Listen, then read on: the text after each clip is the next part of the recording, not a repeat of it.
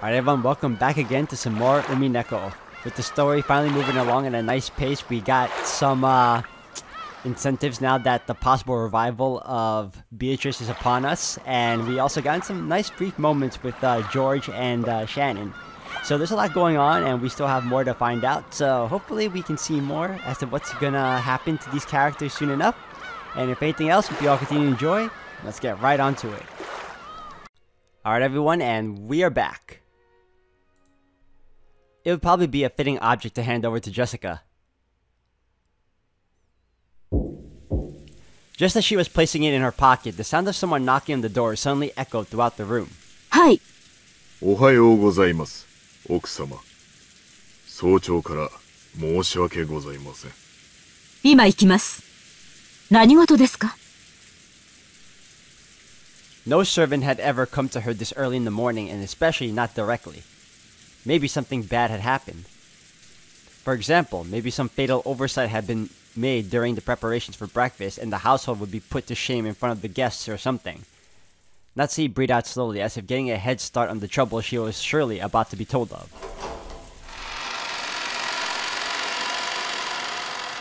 When she opened up the door, Genji once again said a morning greeting to her while bowing deeply.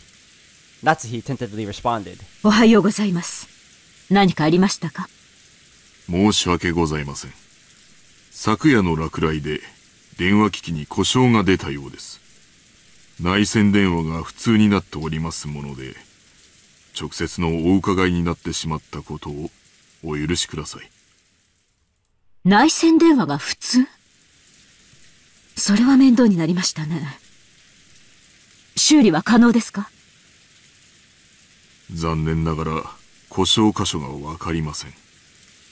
後で業者を呼んで修理させたいと思います。I was about to say, just call someone to help repair it. ということは、この台風が過ぎるまでは修理不能ということですか。つまり、客人たちの滞在中はずっと普通ということですね。客人たちのお世話に支障は？出ないよう最善を尽くします。結構です。粗相のないようよろしく頼みます。Natsuhi let out a small sigh of relief. She had been prepared for the worst, but a telephone breakdown wasn't the kind of trouble she was worried about.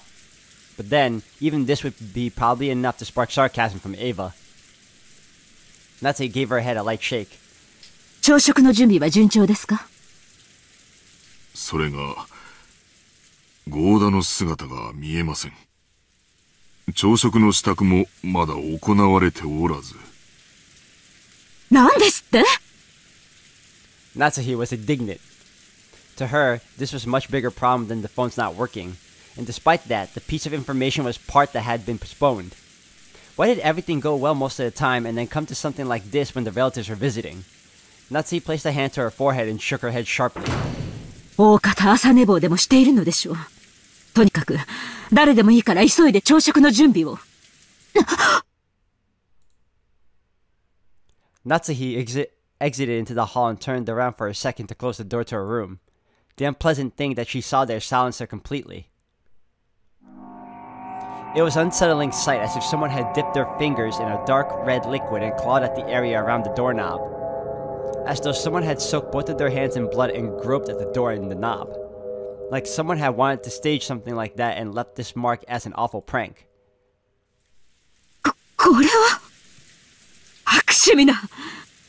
私も今ここにお伺いして初めて気づきました。You know, I believe if it wasn't for Jessica's little charm, Natsuhi would have been killed. 後ほど清掃いたします。大方、趣味の悪い客人の冗談でしょう。不愉快です。実に不愉快です。Who in the world would pull such a childish and disgusting prank? Natsuhi had a pretty good idea, but of course there was no proof. So even if she pushed the issue, it would just seem as though she was making a fuss about nothing. On the contrary, it would definitely be better for her to say she hadn't even noticed that such a prank had been played in the first place. Natsuhi gave the order to have it cleaned and headed off to the parlor with clacking heels.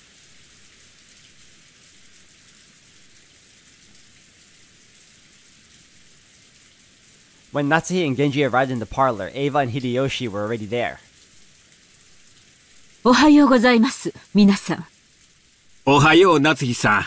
朝食も合田さんが作るっちゅう話やないか。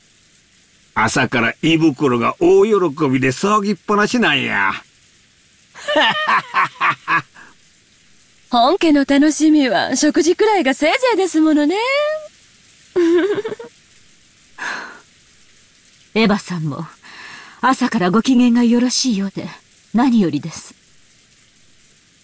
Natsuhi returned Ava's gaze, which was fiercely competitive even though it was early in the morning, with a wary expression.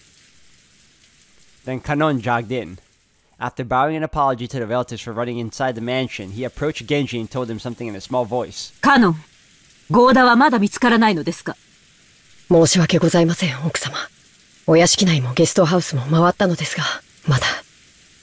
一体どこへ行ったというのです？ I wonder if he was murdered. I think that's when they find him, they'll find his dead body or something. I'd be shocked if he was just like missing or oversleeping. とりあえず今はゴーダより朝食の準備が先決です。至急対応しなさい。はい。Kanon glanced at Genji. It looked like he had something else to report, but needed to ask Genji whether he was the right person to say it. Genji nodded and decided to give the report himself. 奥様、ゴーダだけではありません。旦那様の姿もありません。Oh, so even Kraus. 主人が？はい。奥様より先に、旦那様に朝食の準備がないことをご報告しようと思い、寝室をお伺いしたのですが、それから、旦那様だけではありません。ルドルフ様ご夫妻と、ローザ様のお姿もありません。Uh-oh. Everyone is missing, huh?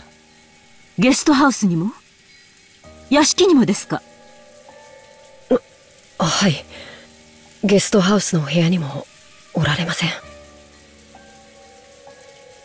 When she had heard that Goda alone was missing, she had thought that he might have slept in or was loafing around somewhere. But once she heard that several of the relatives were also missing, she began to start thinking a little more optimistically. Last night's family conference might have continued all night, and in fact might still be going on. It would then be imaginable that they had wanted to cool off their heads after being in that stuffy room, and had all gone off on a group walk through the rain. The part about cooling off their heads really sounded like something Kraus would like to say. Probably Goda had been called to go with them to aid them with something. Goda was not a man who lost track of time. He had to have understood that, if he did not return, the preparations for breakfast would be hindered. So perhaps, as much as he'd like to leave, the atmosphere would not permit him to, and the conference was continuing in that manner, even in this very moment. Yes, Natsuhi thought this to be an extremely persuasive theory. Natsuhi remembered the illusion that she had felt that morning of being sucked into a continuation of the previous night. And upon learning that the feeling wasn't just an illusion, she once again let out a deep, weary breath. Because the banquet of the filthy vultures circling around Kinzo's property was still continuing. 大方、庭園のどこか、あるいは海岸の方で相も変わらず遺産の話を繰り返しているのでしょう。とにかく、ゴーダを呼び戻さなくては、いつまでも朝食の準備が整いません。ってことは何や？兄さんたちの話し合いはまだ続いとるんか？ She had thought she had spoken in a small voice, but Hideyoshi had overheard her and managed to grasp the situation. 兄さんもルドルフもタフね。ローザの場合は若さかしら？私たち、夕べの24時過ぎにはもう眠くてベッドに戻らせてもらったんだけど。確かにあの時点でも、まだ兄さんたちは熱論を交わしてたわ。男って、熱くなると嫌ね。Natsuhi snorted, her face still blank. カノン、表を探してらっしゃい。ゴーダを見つけたら、すぐに戻って朝食の準備をするよう伝えなさい。かしこまりました。夏日姉さん、表とは限らないわよ。お父様の書斎ってことはないかしら？なるほど。考えられん話やないで。どういう話の流れかはわからんが、お父さんの主催に場所を移して、お父さんにも混じってもらって議論を続けてるっちゅう可能性は十分あるやろ。そのような汚らわしい話題を好んで、お父様が書斎へ招き入れることなど考えられません。あらそう。じゃあ仕方ないわね。源氏さんとカノン君は申し訳ないけど、外を探してきてちょうだい。確かに兄さんなら、頭を冷やすために外を散歩しようなんて言い出しても不思議はないわ。たとえこんな天気でもね。私はお父様の書斎に行ってくるわ。ひょっとするとそこにいるかもしれないしね。客人であるエヴァさんに、そこまでのご足労はおかけできません。私が行ってきます。朝のご挨拶も兼ねて。あら、じゃあお願いするわね。でも、朝の挨拶を交わしてくれるかは疑わしいわね。夏日姉さんってお父様とは仲、よろしかったかしら？仲が良いかは分かりかねますが。You know, Ava just likes to keep poking at the bear. And stop. 後ろ宮家の跡継ぎの妻を許されるだけの信頼を得ていると確信しています。なら、きっと返事くらいはしてくれるわね。お父様とは朝食くらいご一緒したいの。ぜひ降りてきてくださるよう説得してくれないかしら？私たちはすっかり嫌われちゃってるみたいだけど、そこまで信頼を得ている夏日姉さんの言うことなら聞いてくれそうですもの。Unless he too is also missing. そこまで短歌を切ってお父様を説得できず、一人で降りてきちゃったりしたら。Man, she just doesn't let up, does she? 信頼を得ているなんて二度と言えないかもね。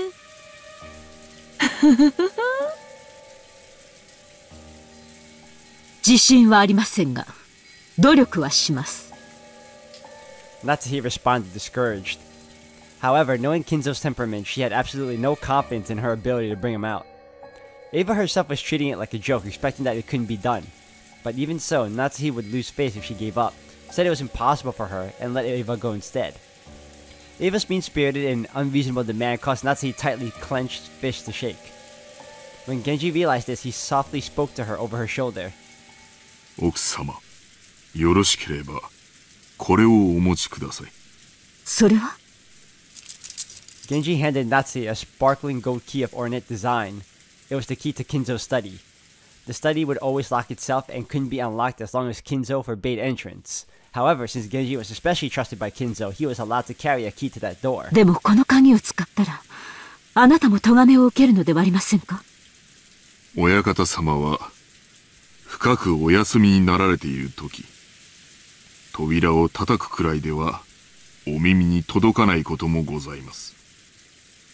それに、親方様にお部屋を出ていただくよう説得するには、扉越しでは難しゅうございましょう。ぜひ、お使いください。Ah, she's been given special permission then, huh? 源氏。Until now, Natsuhi had thought of Genji as a code servant who worked directly under Kinzo and would never work for her. But it looked like she would have to alter her understanding of him. She wanted to communicate her feelings of thanks, but then Genji had already turned his back on her and was walking down the corridor with Kanon. But as Natsuhi watched him go, the words that reached her from behind were sneering. じゃあ、お父様を必ず連れてきてね。息子のかわいい嫁の言うことですもの。きっと聞いてくれるわよ。私たちは客人だから、ここでのんびりくつろがせてもらうわ。予算買えば、口が過ぎるで。すまんが、夏日姉さん、お父さんのことをよろしく頼むわ。Natsuhi left without replying, at a swift pace, her heels clacking loudly with every step.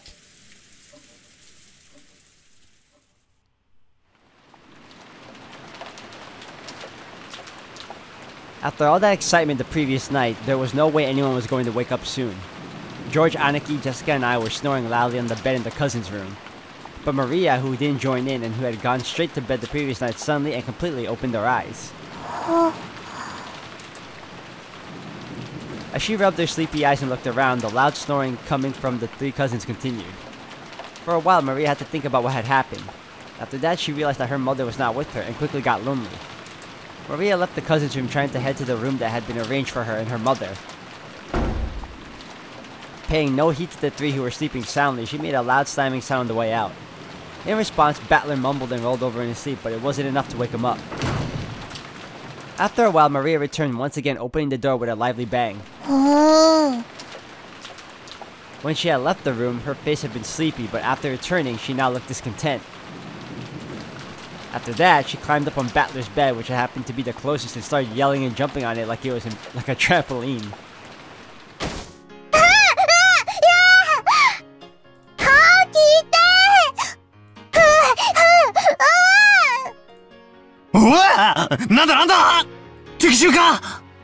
Is it a raid? After making sure that I was awake, Maria jumped over onto George Anaki's bed and started bouncing on that too. In that manner, the three of us were all greeted with an extremely pleasant awakening. ありがとう、マリアちゃん。起こしてくれたんだね。僕たちは夕べが遅かったから、寝坊しちゃったのを起こしてくれたんだね。でも、もう少しだけ起こし方を優しくしてくれると完璧だったかな。ジョージ兄さんは本当に大人だよ。尊敬するぜ。もうすぐ7時なんだな。ま、確かにもう起きてもいい頃だぜ。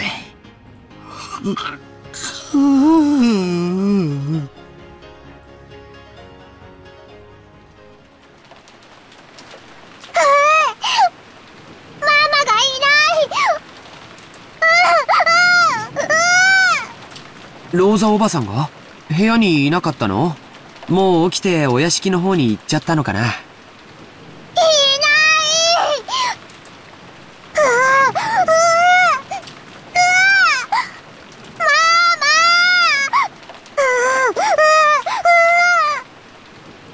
？Maria kept groaning ooh ooh and looking unhappy. It seemed like she wasn't simply lonely because she couldn't find her mother, but actually unhappy because her mother wasn't in the place she thought she was, and this made her feel like she'd been tricked. If we could have just told her where her mother was, that might have been enough to satisfy her. But unfortunately, as long as we were here, we had no way of finding that out. どうせ朝食に行くことになるんだし、屋敷の方に行こうぜ。そうだな。マリア、一緒に屋敷へ行こうぜ。きっとローザおばさんもそこさ。ママはお屋敷なら行く。そうだね。お屋敷に行こうか。多分親たちはもう向こうに行ってるんだよ。Maria regained her usual composure as though her earlier temper had never happened. We got dressed, left the room, and headed for the mansion.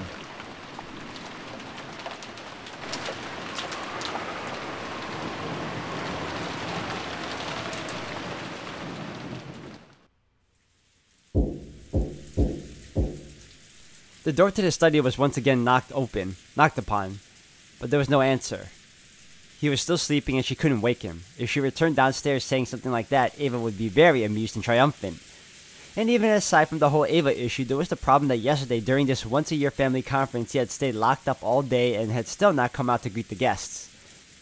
Even though he was the head, no, especially because he was the head, he couldn't fail to make an appearance. Could she convince him? Natsuki readied herself and, using the key that she had borrowed from Genji, opened the door. Man, she looks so wary, man. Had it rough being married to Kraus this whole time. A sweet stench that seemed to eat into her brain poured from the narrow opening she had created, and though she was prepared for it, she couldn't help but grimace. Thinking that he might still be sleeping, Natsuki entered the room quietly.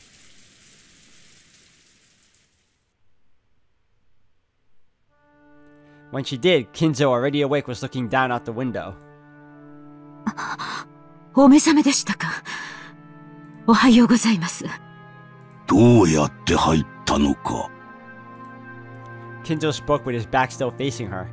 His voice was not harsh but calm, and Natsuki was slightly reassured. However, he was at least in a bad enough mood that he had ignored the sound of all that knocking even though he had been awake. Natsuki wasn't able to break the tension. 申し訳ございませんでした。源氏さんにお願いして書斎の鍵をお借りさせていただきました。ほう、源氏がか。我が友がそれに足ると思ったならば、話を聞かぬわけにもいくまい。して、私に何用か。はい。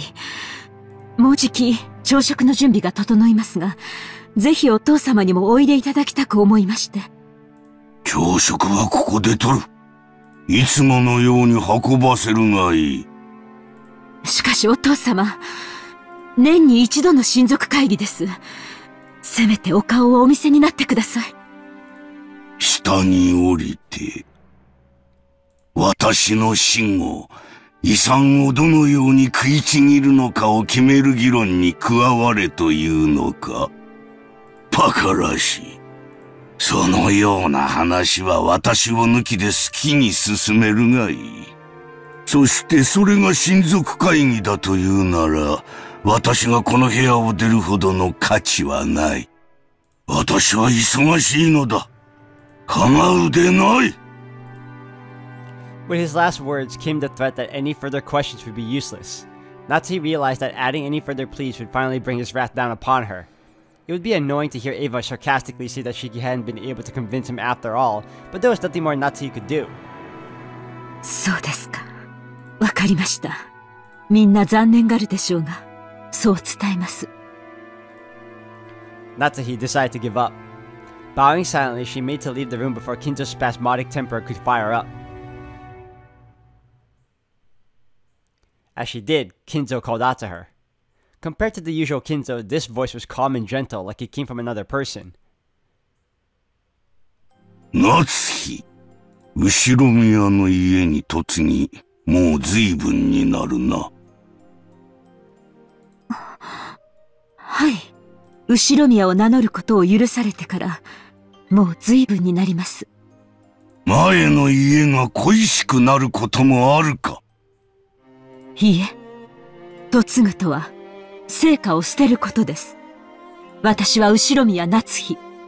帰る家も、懐かしむ家も、すべてはこの後宮の家のみです。It was definitely not an exaggeration. Such was the level of Natsuhi's resolve in calling herself an Ushiromiya. That was why she was so sorrowful that despite all of her effort, it had been fruitless and she was not even accepted by her husband. クラウスが女で、お前がその夫であったなら。いや、それは言うまい。それは、お父様。Natsuhi was shocked. If Kinzo's words just now had been meant literally, they would have been more than enough to make up for all she had suffered up to that point. 忘れよ。年寄りのざれ言だ。Kinzo once again faced away from her. He had told her to forget it, but Natsuhi couldn't help feeling a warmth in her heart.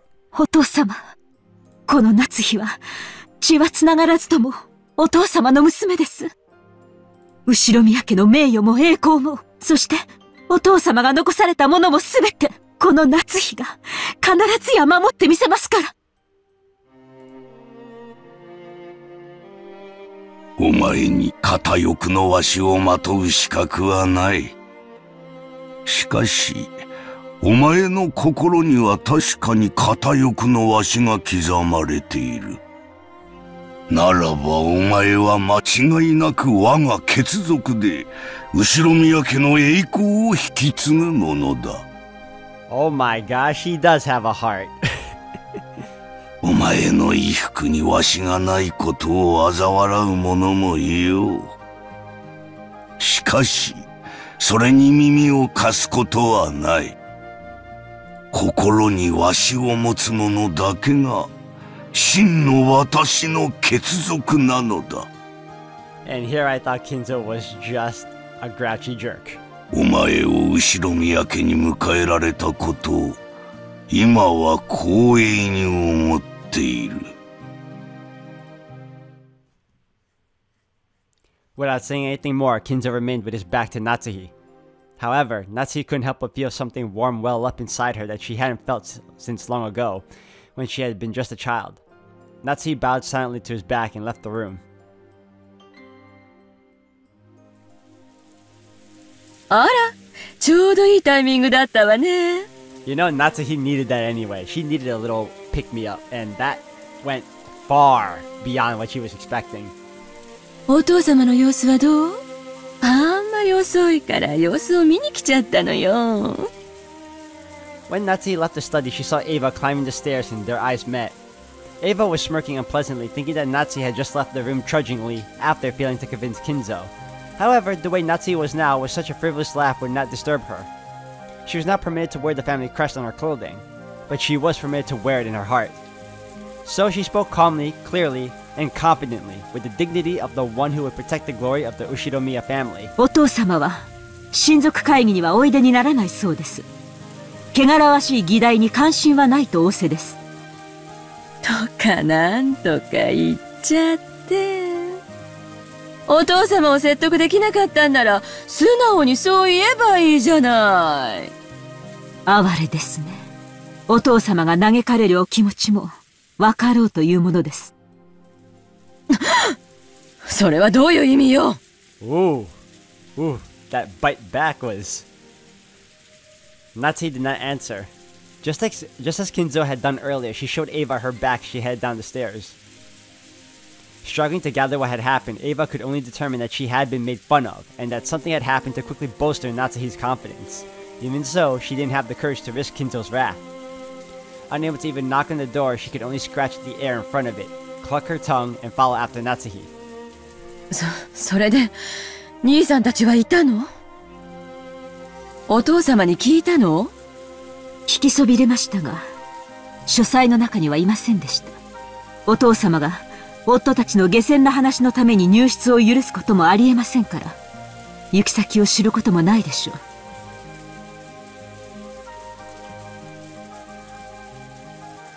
下に降りて、使用人たちが探してくれるのを待ちましょう。朝食は遅れますが、お茶でもいかがです？エヴァさん。Look at that, so level-headed now. 別に結構よ。Ava couldn't hide her confusion over the complete difference in Natsuhi's demeanor. She was acting so boldly, and while Ava hated to admit it, she even had a sense of dignity about her. Unable to find fault with anything, she could only follow Natsuhi back to the parlor.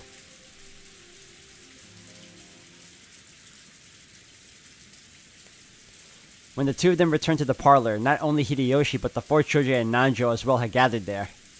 Genji, who had been talking with Hideyoshi, reported the current situation when he noticed that Natsuhi had returned. 主人たちはまだ見つからないのですか？はい。申し訳ございません。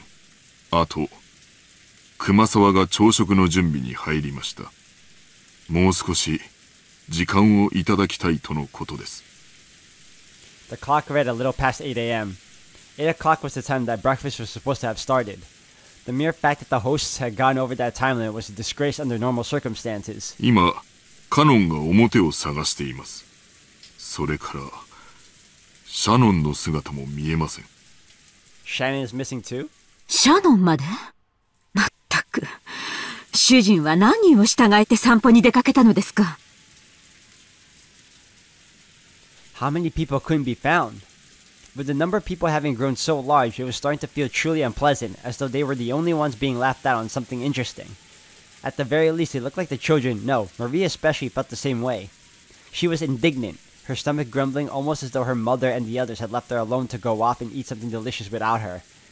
Trying to fix her bad mood, the other children were flipping through the channels on the television trying to find a program that might interest Maria. Nanjo was sitting on the sofa gazing blissfully at the children while reading a book. No doubt it was a book about chess. The sound of footsteps came rushing towards them with a pitter-patter. There was only one set, so they realized before they saw the source that it was not Kraus and the rest, but probably Kanon. 奥様、失礼します。その様子では見つけられなかったようですね。申し訳ございません。まだ。もう十分です。ご苦労をかけました。She didn't know where they were, but they had to be somewhere on this island. They hadn't put anything into their mouths since last night, so their stomachs must be growling about now. They would surely saunter into any time now. Natsuhi was already dumbfounded and she had begun to think that there was no urgent need to find them right then. 私はお客様方にお茶のご用意をしに厨房へ行きます。二人とも早朝からご苦労様でした。Alright guys, I'm going to end the video here for today. Thank you all for watching. We got a chance to see a little past Kinzo's shadowed heart, or whatever you want to call it, because I wasn't expecting him to be courteous at all to Natsuhi in the first place, but it's good to know that he actually respects her, because everyone else is his family, with the exception of the grandkids. Obviously are a bunch of jerks, man. They don't know any better, but we're going to continue on in the next one, guys, so thank you all for watching.